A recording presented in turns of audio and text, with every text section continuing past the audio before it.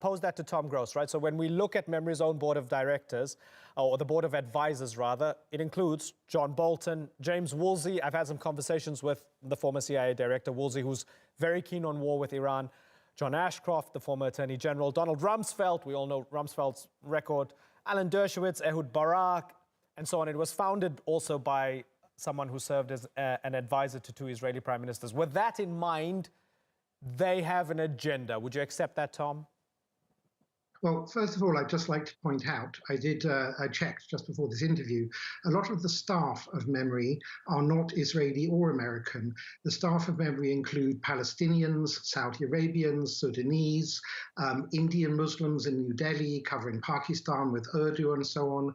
Also, Memri is actually technically an American organization. It's not an Israeli organization.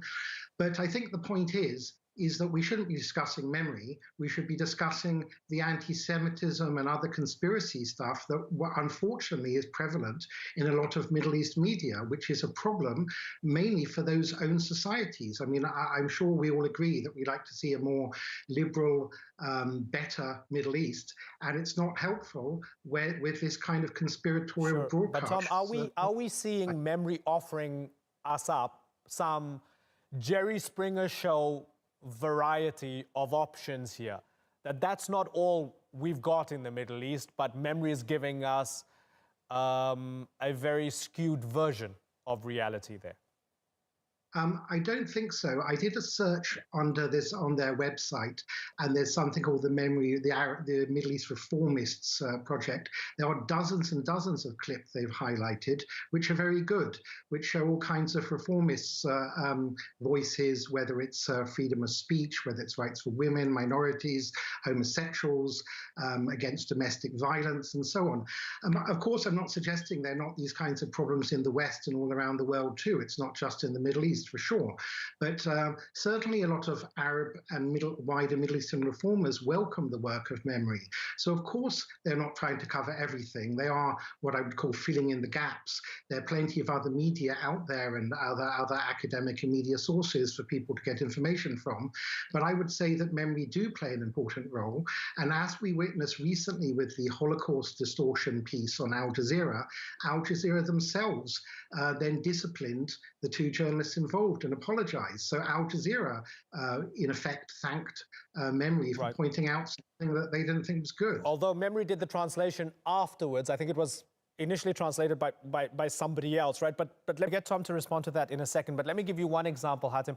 Going through Memri's archives, seeing Saudi reformist voices speaking out against the kingdom. Would you have any problem with that? I saw that on Memri, people talking about the situation in Saudi Arabia, and these are reformist Saudi voices. They're not there to make Arabs or Muslims look bad. Oh, that's a great question. I would ask Memri possibly to check with John Bolton and his relationship with Saudi Arabia, rather than actually beat up the Muslims and say, you see, you are uncivilized and unable to support your human rights activists. But they're not necessarily making that argument, right? They're putting the clip up there, and you can decide if these people are uncivilized or not, right? Yeah. But again, this is a responsibility of actually who is responsible. If you want to paint in a broad brush to say that the Muslim world is full of anti-Semitism, in essence to say that is the reason for opposition to Israel, then Memri is your go-to site. Tom Gross, I think Hatem would be happier if Memri also featured some crazy kahanists who say terrible things about Palestinians, which is obviously out there, but you have to work harder to find it because Memri doesn't show it. Well, first of all, I just want to correct a few things. I've only ever met once someone connected to Memri at a conference in Washington 2 years ago. And at the time, he was the vice president. And he is born in Cuba, came to America when he's one. He's the former American ambassador to Sudan, a fluent Arab speaker. He is not somebody, he has nothing to do with Israel. He's a practicing Roman Catholic. So first of all, it's wrong to suggest this is some kind of neocon John Bolton type front. Okay, that's the first thing. Second thing is, I don't think it pretends to be neutral, to use your word. In fact, I don't know any media that's entirely neutral. It is not neutral between, let's say, Islamists and reformers in the Arab world. It's not trying to be. Okay, it's filling a gap which it feels is not being filled in certain other parts of the media. So it's not pretending to cover everything. Vis-a-vis Israel, thankfully in Israel, as far as I'm aware, there's a very robust media. You have papers like the most serious intellectual paper of Israel, Haaretz, which has a lot of articles very critical of their own army and their own government and so on in Haaretz and elsewhere. So it's not that they're not, there's plenty of places one can find criticism of Israel, whether warranted or exaggerated or not warranted.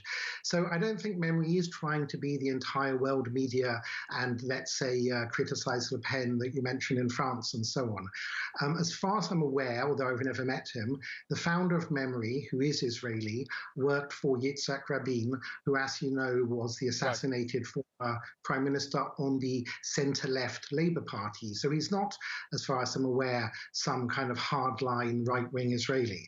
And I think that Memri is filling a gap. And I think the real question is, why don't we talk about this segment, instead of talking about the messenger, Memri, why aren't we talking about why there isn't a freer media in Arab countries and so on? It would be, I think, but we do certainly conversation. Certainly on this program we do, and we've had that conversation, and we'll continue to have that conversation.